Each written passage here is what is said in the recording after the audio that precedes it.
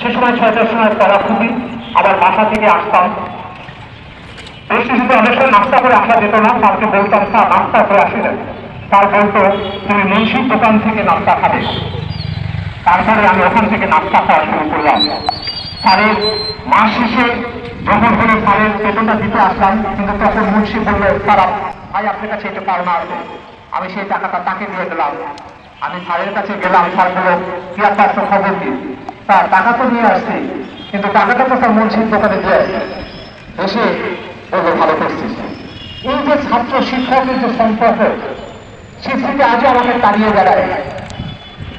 সেই জন্য আমি দেখেছি শাহরুখ স্যারকে একজন দক্ষ প্রশাসক হিসাবে, একজন মানবিক মূল্যবোধ নৈতিক শিক্ষক হিসাবে যে আদর্শ শিক্ষক, যার জন্য মনে হয় বলা হয় শিক্ষকরা হলো দ্বিতীয় জন্মদাতা। সেটি শাহরুখ স্যার তার কর্মজীবনে অক্ষরে অক্ষরে পালন করেছেন। আমরা যারা তার শিক্ষার্থী আছেন তাদের বাধ্যতাই আমি বিশ্বাস করি আমার প্রিয় শাহরুখ স্যার বেঁচে থাকবেন।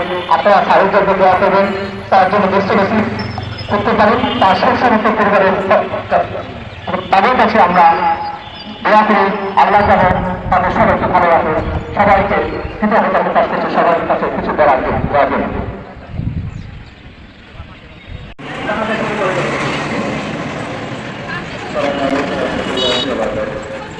আমাদের কাছে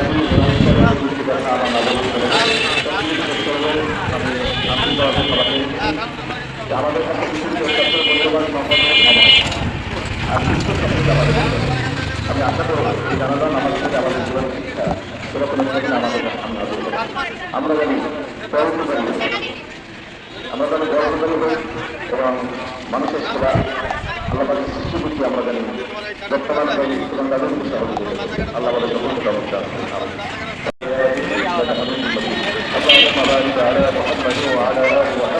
كما باركت على ابراهيم وعلى ال ابراهيم انك حميد مجيد.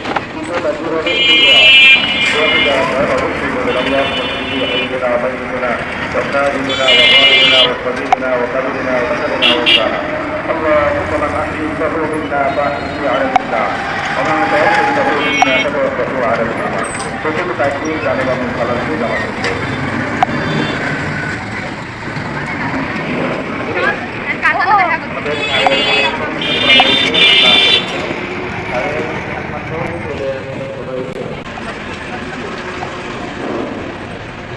যারা যারা নামাজ শুরু হচ্ছে